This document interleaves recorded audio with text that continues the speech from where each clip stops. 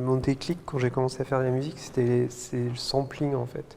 Et je suis venu à la musique par ça, donc par l'électronique. Et j'ai toujours gardé cette approche-là.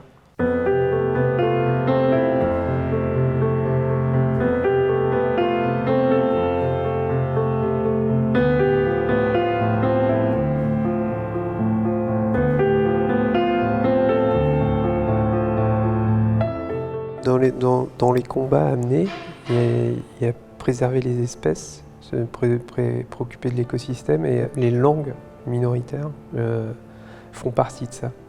En fait, elles ont en elles tout un savoir sur comment travailler la terre. En Australie, où il y a un mot qui signifie à la fois la plantation, la maladie qu'elle peut avoir, la saison où il faut la planter, enfin toutes ces choses-là, les langues, elles se sont construites avec l'environnement en fait. Donc elles sont d'emblée écologiques.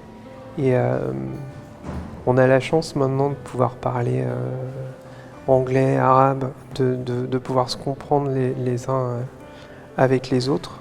C'est le moment, comme on a cette chance-là, d'aussi se préserver les langues de chaque écosystème, des langues minoritaires du coup. Avec un pote à moi, un ami qui fait des modules, des synthés modulaires, et on a fait un synthé, c'est marrant, tous ces modules sont en breton. Et Damso, je trazer quel strau evit ur bladen, evit ober sonerez, en rola sonerez.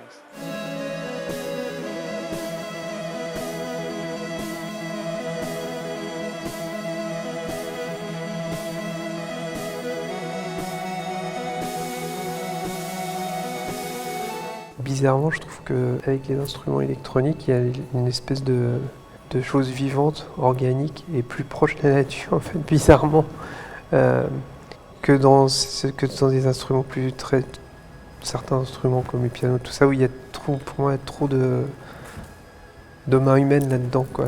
Enfin, même s'il y a de la main humaine dans l'électronique, mais ça échappe au contrôle, en fait.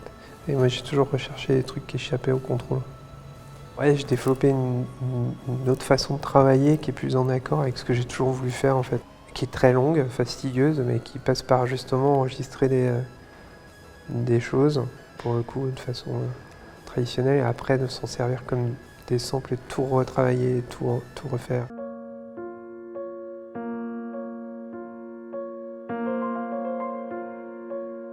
J'ai voué toute ma vie à construire ce studio, enfin c'est l'aboutissement de pas mal de choses et de plein de choses dont j'avais envie au niveau enregistrement. J'ai toujours aimé travailler chez moi, donc j'ai pas non plus eu la chance d'avoir du temps de studio et dans des grands studios en fait.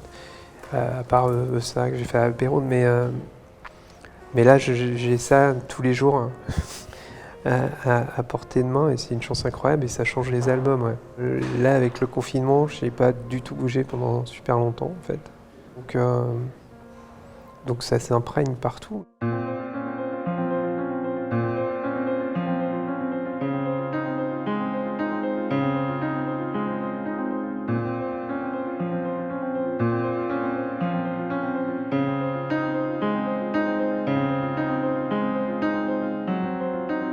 On a commencé à bosser ensemble sur Infinity, donc ça fait vachement... En fait, c'est plus qu'une relation de travail, c'est la famille. Enfin, là, en plus, Gareth, il joue avec ma femme. Et elle a un projet qui va sortir en mai, ça s'appelle Kinkis.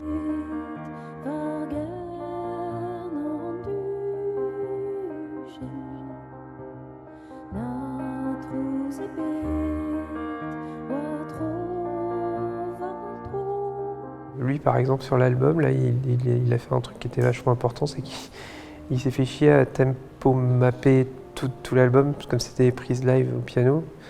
Donc de changer le tempo chaque 10 notes pour pouvoir programmer après, pour que moi je puisse programmer tout ce qui était électronique. Donc ouais, c'était par exemple un truc hyper important. Et après moi je fais l'inverse maintenant pour le live, je remets tout au tempo.